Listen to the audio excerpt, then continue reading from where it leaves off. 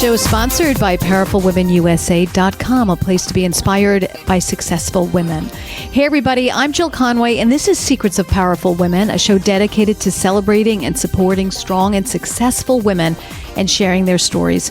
I'm hoping you will be inspired to pursue your dreams, feel empowered, reclaim your voice, and discover your strengths.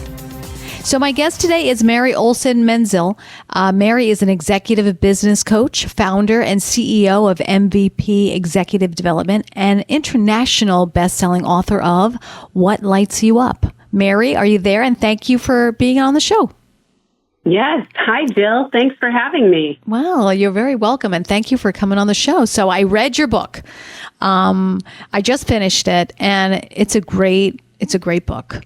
I just want to tell you that. Thank you. Thank you. That makes my heart happy. Oh, so let's begin with it. So, who is this for exactly? Who would you describe your target to? So this book was for everybody that doesn't have access to our firm, as an executive coaching firm. So we work with a lot of executives across the globe, actually.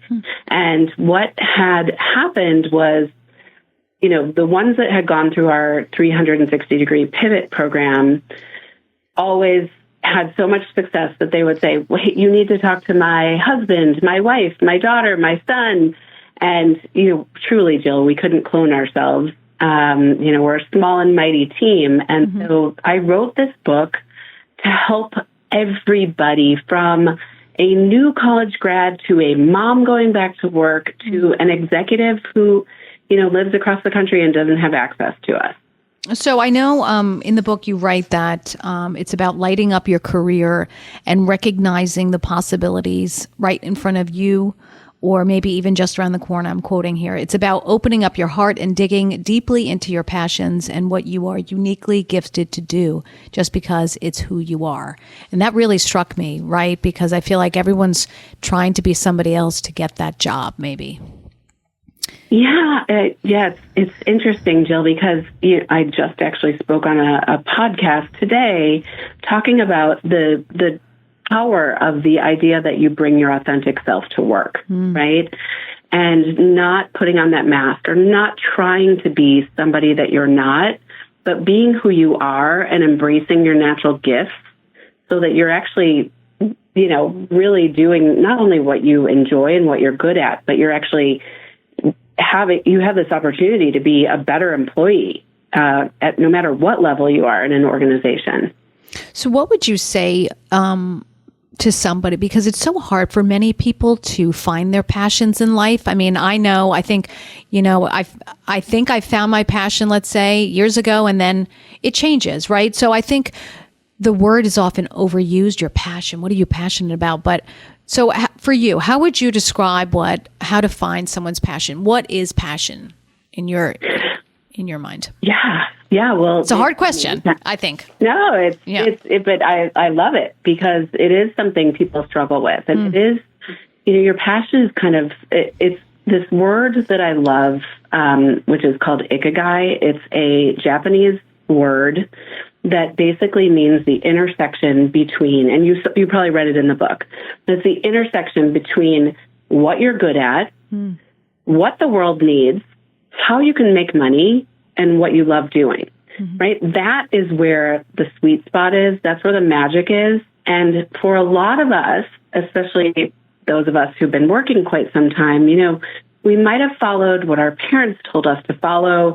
We might have thought, I'm good at math, so I should be an accountant or, whatever it is. But that might not be what lights them up anymore. And so part of it is to follow what it is that gets your head off the pillow. What are the things that you love to do? But second is allow yourself, to your point, Jill, to be able to pivot.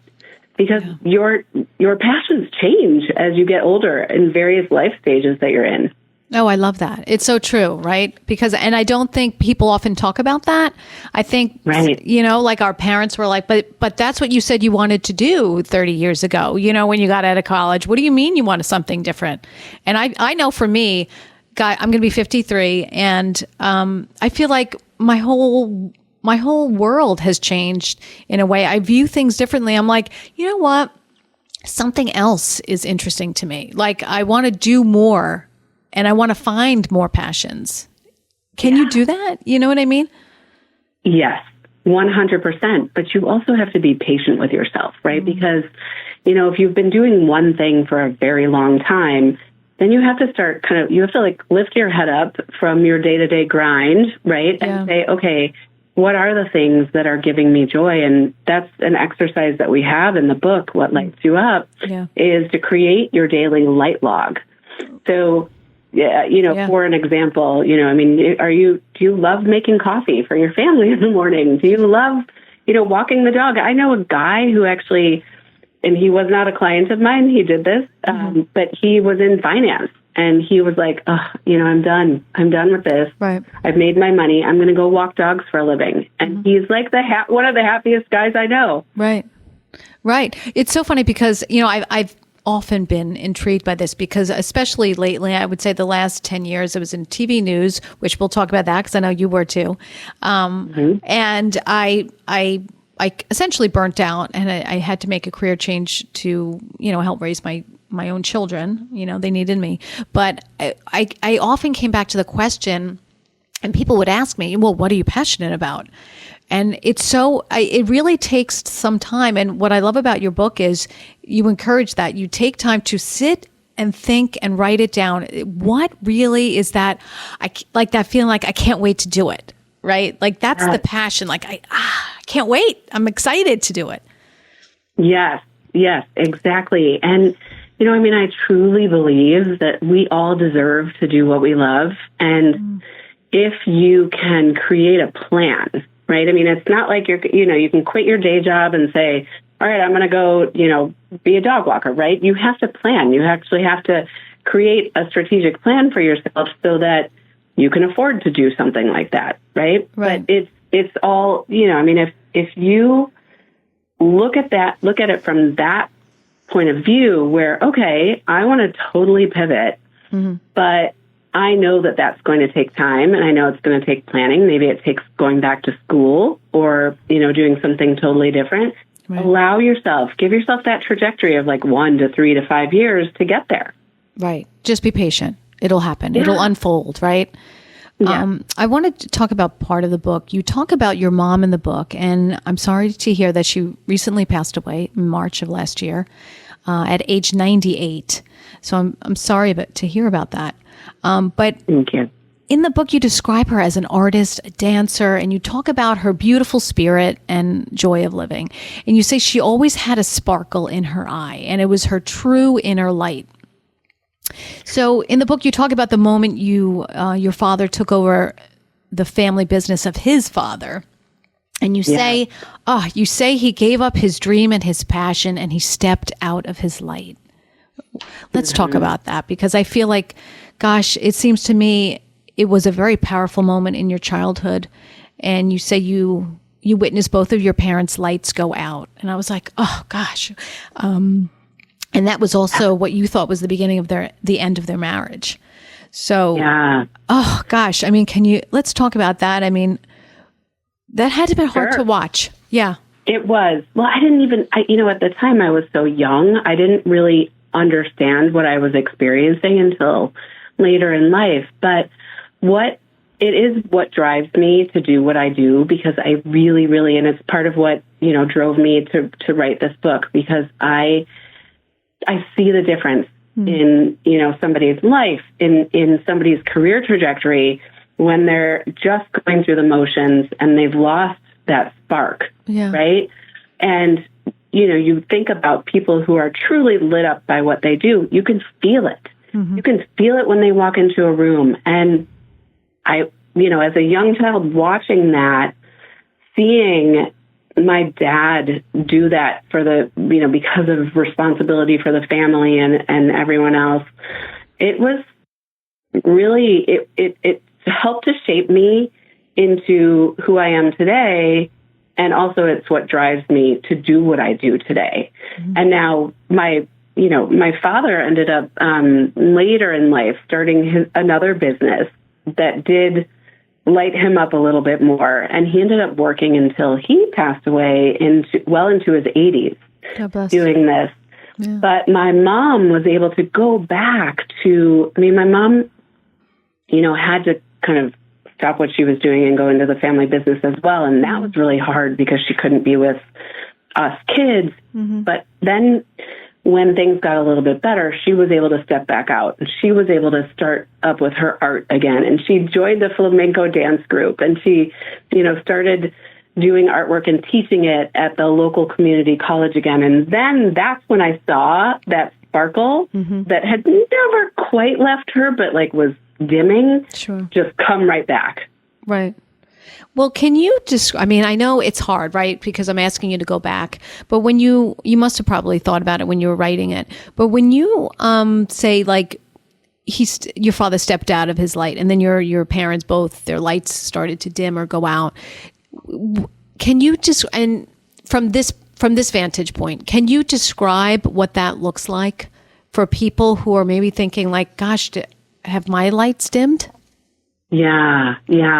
So it was really interesting, and I'm going to, say that, I'm in the same age group as you, Jill, and so we did grow up in a world of, my dad was in advertising, and you picture, a scene from Mad Men, right, where he would come home with his suit on, and my mom would greet him with a martini, and we would fly into his arms, and it felt like a really happy childhood. Sure. And then when he started working for the family business and then kind of dragged my mom into the family business too, the martinis were not happening, right? Because she was working with him. She didn't have, dinner ready, and, we hadn't had homework time with her or anything. We were with a babysitter.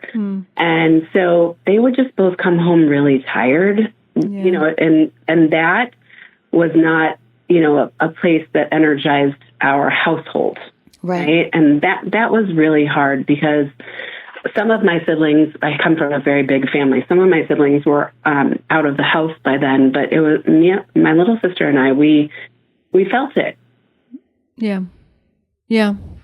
It's funny because I often say, what I've witnessed in life, it's either we learn so much from our parents and the people we are around, right, and our friends and things, but we often learn, we have to ask ourselves the question, do we want to be like our parents or nothing like our parents or something so yeah, because we see their good and bad traits, and I feel, it's my own personal opinion that you can choose to take what you need and leave the rest, you don't have to be exactly like your parents, No, exactly. And you don't have to feel the pressure, right? Because if one of your parents was an amazing success, there's also this feeling that the, children need to be equally, if not more successful. And, that you have to follow your own path. You have to tap into your own inner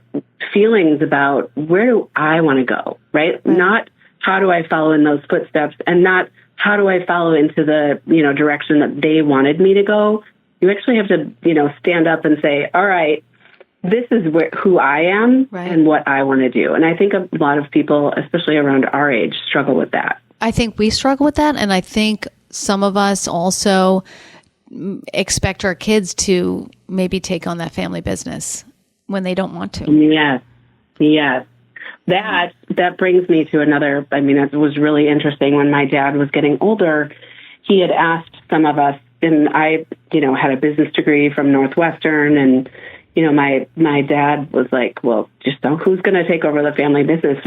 We all kind of just looked at each other and said, you know what? There was a guy, and this was a hard one for our family, or for my dad, I think, but there was a guy who had worked for him for 30 years. And we said, you know what? We will stay on the board of directors for this family business, but we do not want to take it over. Give it to, this gentleman.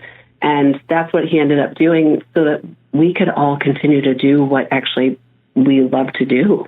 Right. Which isn't that nice? That's wonderful, I think. You know, my husband's family is from Ireland. He was born in Ireland, and most of his family is still there. Some of his siblings are here, but you know, my mother-in-law often talks about she's a very big family of all siblings, and she said the oldest was in the family was expected to become a priest. Like the oldest, that's it. Like that was your job and you're going to do it. And I remember thinking when I was like, I can't even believe like that was something that really happened, you know? Yes. You didn't have a choice. That's what you were going into.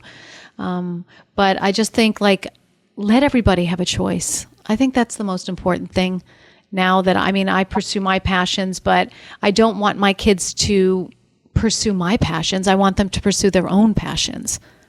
Yes. Yes. You know? And that's the biggest gift that we can give to our kids is let them follow their own dream, not our dream, their dream. Right. Yeah.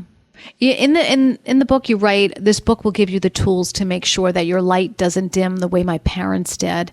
And I think it really takes you on a journey, and you say of reflection, self-discovery. But what I think is most important, you say too, you have to be honest with yourself. And in your book, and we'll go through some of it, you know, in the next, I guess, half, but uncomfortable questions to ask yourself. And there's several of them. And you say, explore the deepest parts of you, the shadows and the light. And I think that's frightening for some people. Do you encounter that when you do work with clients? Like people don't want to shed light on the shadows.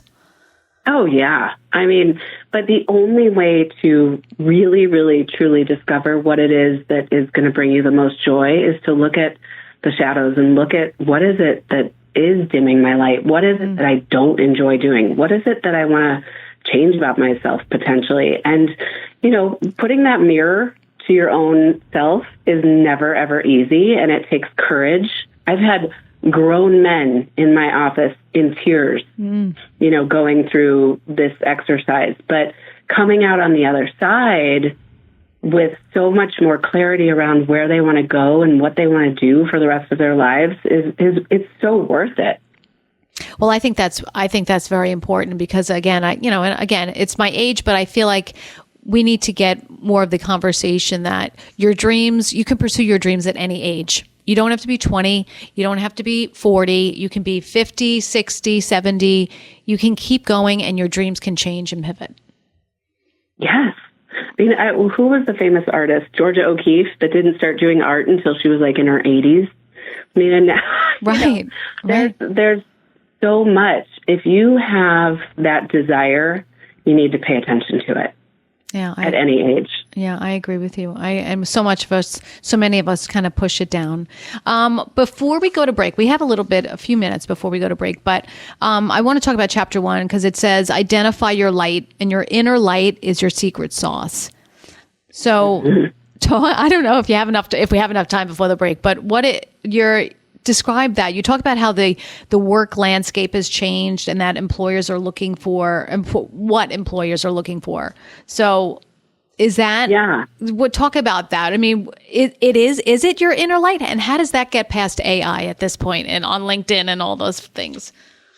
Right. I know there's so much, right? There's so much that goes into, you know, career searching and looking for a job now. And AI can be a really great tool for that. Right. But AI is only as good as what you feed into it. Right. And I think that, you know, yes, your resume, and there's another whole chapter in the book, right, that says your resume tells, but your stories sell. Your story is what's going to tell me where your inner light is, what you're bringing to the table. I can see your skill sets, great, from your resume, but I want to know who you are as a human being and what you're going to bring into the workplace, whether it's on Zoom, hybrid, or in the office every day. Right. And sometimes I feel like you may see it before the actual candidate does. Is that possible? Yes. Most of the time that is the case. It's interesting as we're, you know, going through the coaching, every single person in, you know, that we work with, they're brilliant in their own right. It's just up to us as their coaches to help them see that brilliance and to help polish that brilliance. Right. So that other people can see it too. Oh, I love that. I love that. And then you also talk about, all right, we have about a minute, but you talk about, and we'll talk about it when we come back, but your passion, your purpose, your skills, and your personality will equal your paycheck. Ooh. Yes. That is good. That's a lot to unpack, but it's true. It's, as you said, it's the whole package. It's the whole package, right? Yes. Yes. Okay. All right. So we'll be back with Mary Olson-Menzel after the commercial break. You're listening to Secrets of Powerful Women. If you love what you're listening to, head to powerfulwomenusa.com for previous shows, upcoming events, and you can also find us on Instagram, Facebook, Apple, Amazon Music, Spotify, and YouTube. Share this with a friend, and we'll be back.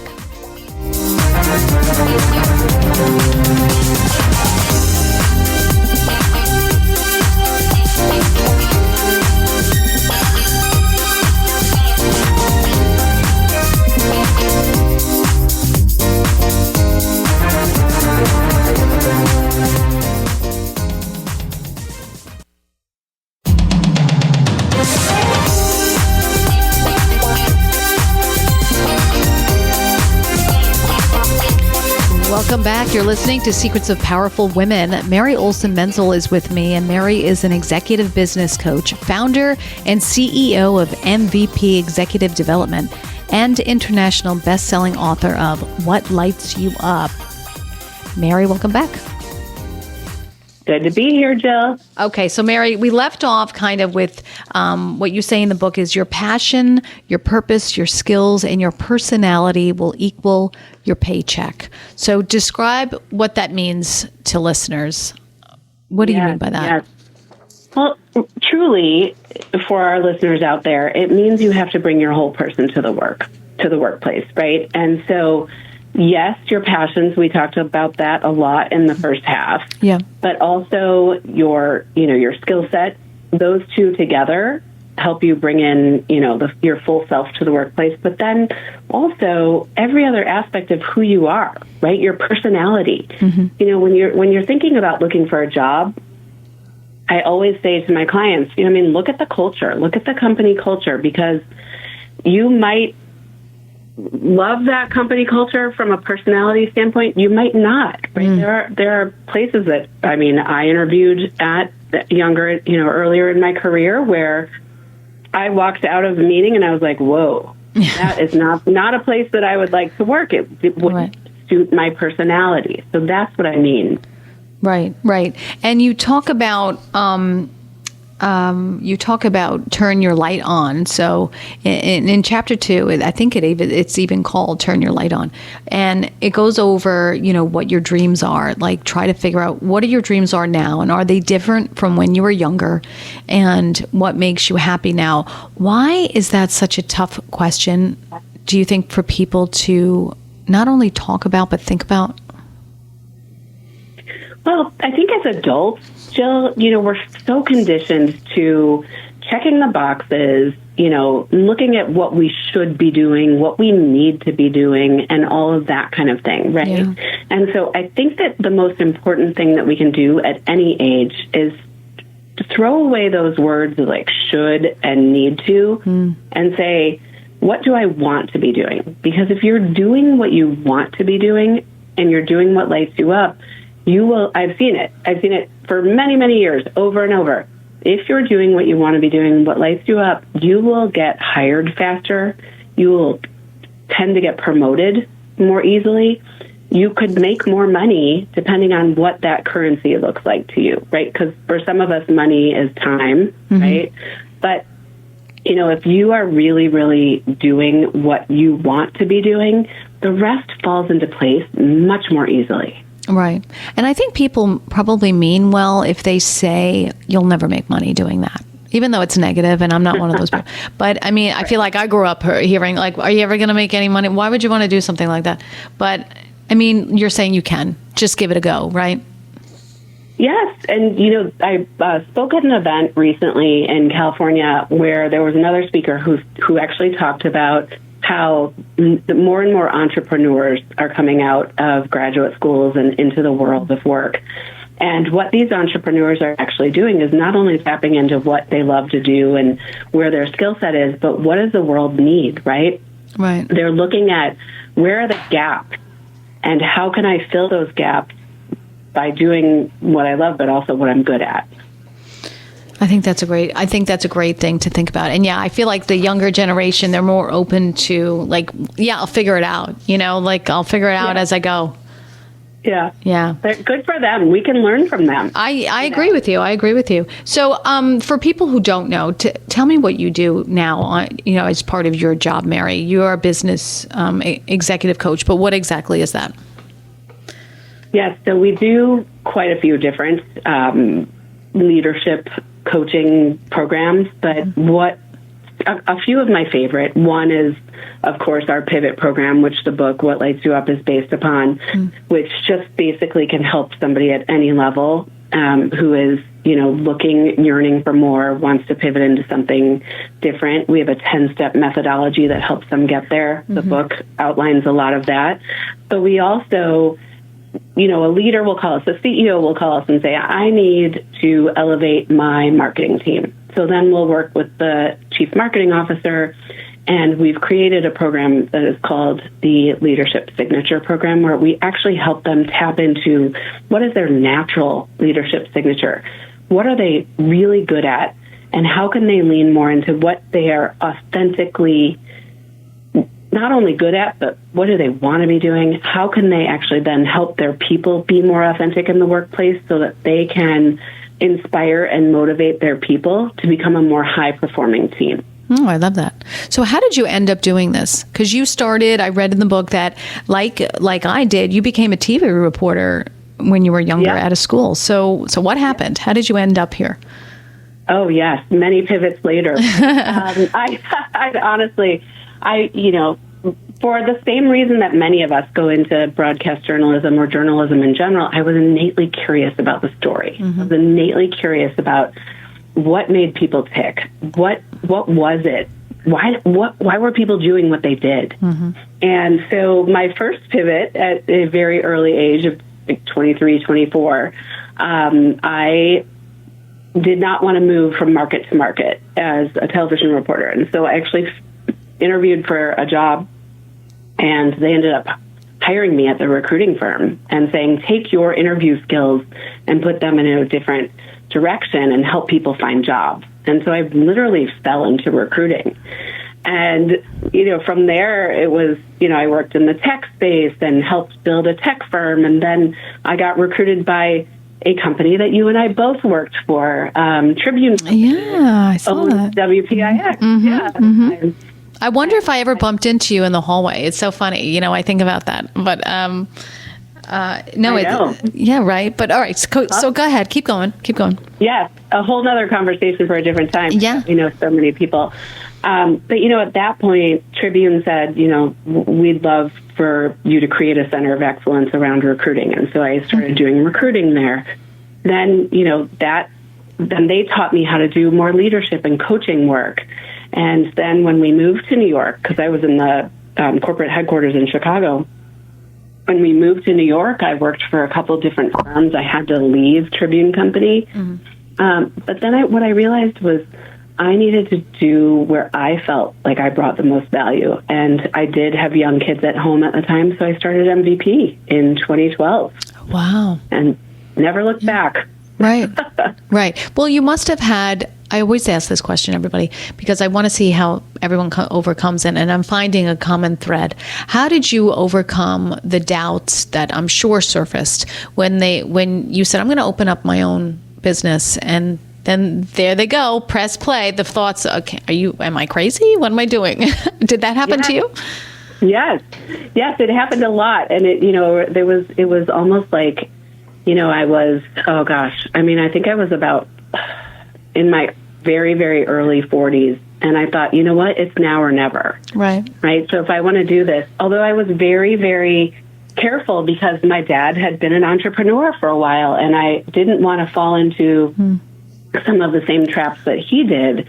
So I had to really design it around very healthy boundaries and, making sure that I when I started the company, I already had a couple of clients that were going to bring in revenue immediately. Right. So once again, to what we talked about in the first, half of the hour, is you have to have a plan, right? I didn't just leave corporate America and start my business. I created a business plan around how to do that successfully. And it took me, a year or so to make sure that I had all, everything in place to be able to take that leap. And then when I did take that leap, it felt like I was jumping off a cliff. I did have a little bit of a net of, my husband's job, but we still needed my income. And so it was, a lot of hard work in the beginning and, but no regrets. I mean, no regrets. When you take that leap of faith and you trust, you bet on yourself and you do it with a plan, you're setting yourself up for success. Right, right. And I also love how every step that you've taken in your life, obviously, it's part of your journey and it's gotten you to this point. And you sound like you are still lit up by your job.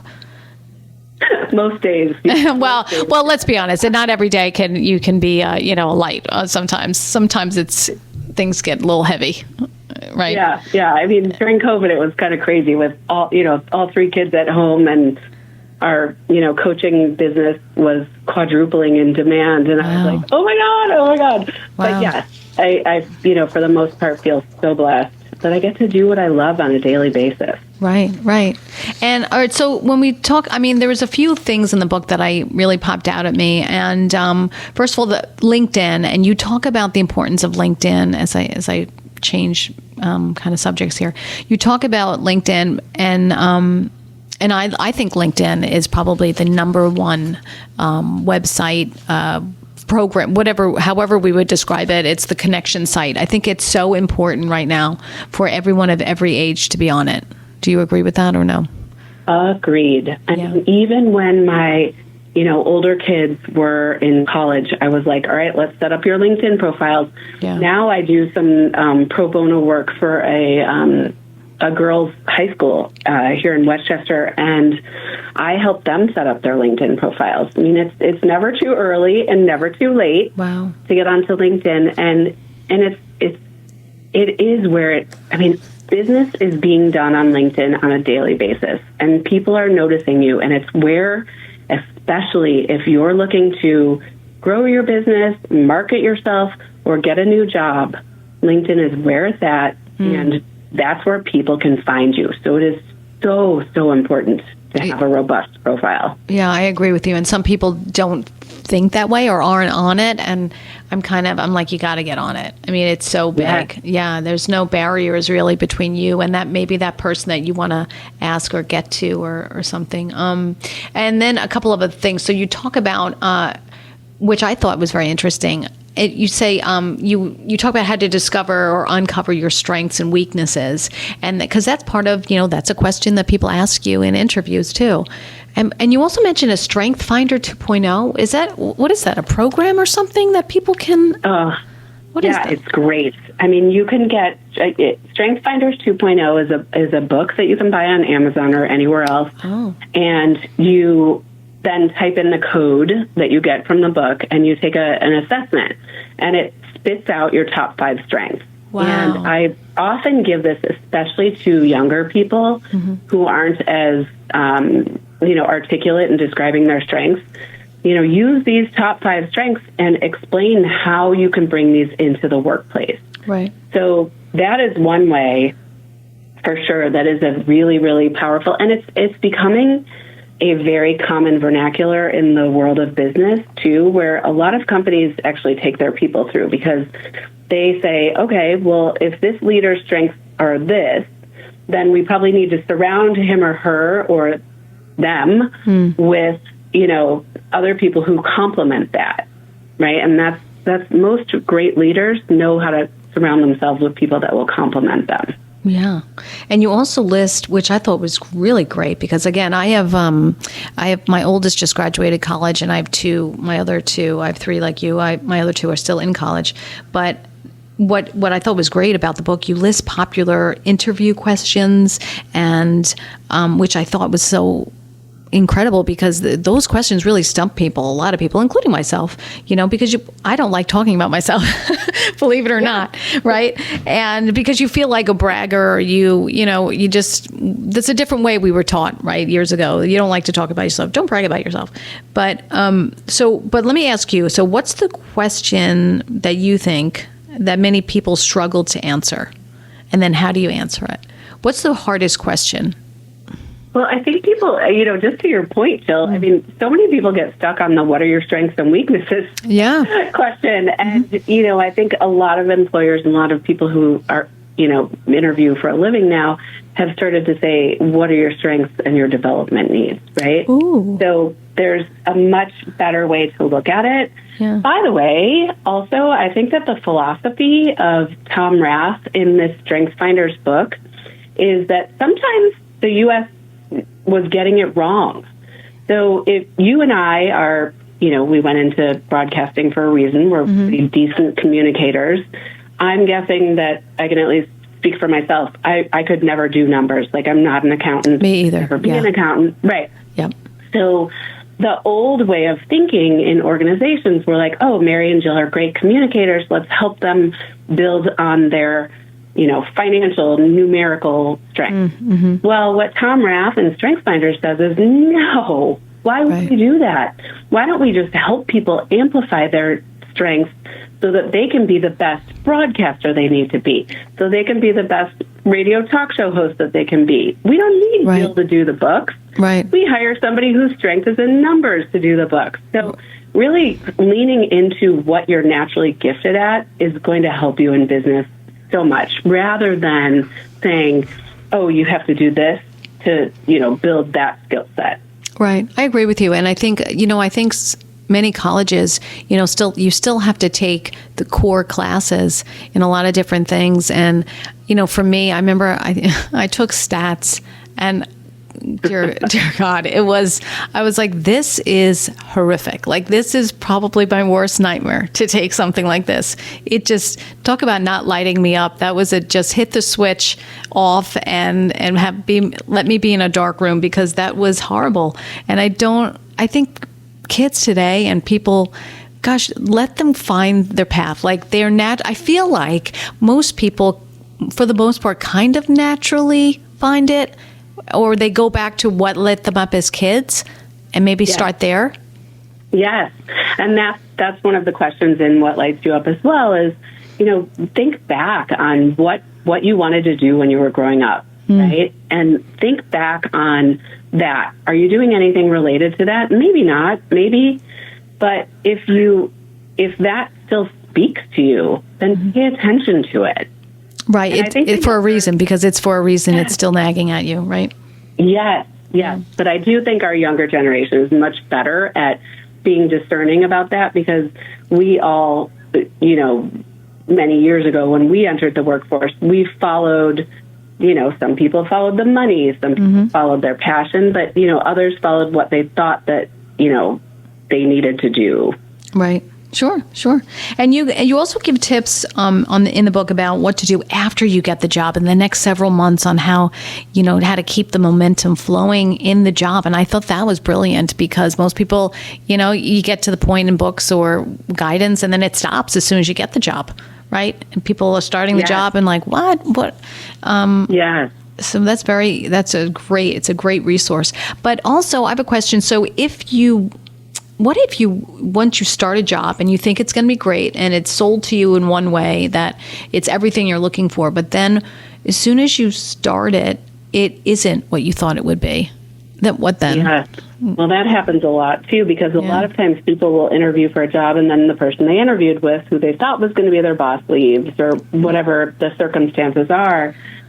That's why you never, ever, ever let go of the people in your network. Because it is the power of your network that is going to help you get the next job. Right. And so all of those people that you talk to during the interview process at all the other companies, stay in touch with them. Even if you've gotten the job, keep that network strong so that if you do have to pivot again on, kind of quick, short notice, right, you've already got those relationships of people that want to help you. Right. And that network is so important. It really is. It is who you know, oftentimes, I think. Yeah. Yeah. What about, you talk about a side hustle. How important is a side hustle when maybe you're not doing what you love in your regular day-to-day job? Right. So some people really, really need to be, you need a paycheck, right? And there's another, something that I say in the book is, we all need to work to keep the lights on in our house. But in my opinion, it's imperative to have the lights on in your heart, because then the rest will fall into place. But sometimes that's not the case. And sometimes you need to be doing this job because you need to put food on the table for your family. Sure. So then my recommendation is the side hustle, right? Something that will keep you engaged. It can be a hobby that you could turn into a side hustle, that you could eventually build into a career. This is where the planning and the strategy comes in, because not all of us are lucky enough to be able to do what we love on a daily basis. Right. But tapping into a hobby or something that you love doing that you could actually make a little bit of money doing, you can start to build on that in order to try to plan what's next for you. Oh, that's great. All right, we have about 20 seconds or so left, and I wanted to ask you, you write about, most importantly, the importance of gratitude. Why is it so important? Gratitude changes everything. I mean, I say this as a mom to my kids, but truly, I look at my employees and I'm like, I am so grateful for you guys. Being grateful for the things, even in your imperfection in your daily life, changes the way that you look at the world. And when you're grateful, you find more things to be grateful for. Oh, I love that. What a perfect way to end the show. A big thank you to business coach and author of What Lights You Up, Mary Olson-Menzel, for coming on the show. Thank you, Mary. You've been listening. You've been listening to Secrets of Powerful Women. Head to powerfulwomenusa.com to get on the newsletter and listen to previous shows. I'm Jill Conway. Thank you for listening to the show celebrating and empowering women. I hope you are inspired to pursue your goals, believe in yourself, and dream bigger. And I'm here to remind you that your voice matters, that your story has power. I hope you join me next time.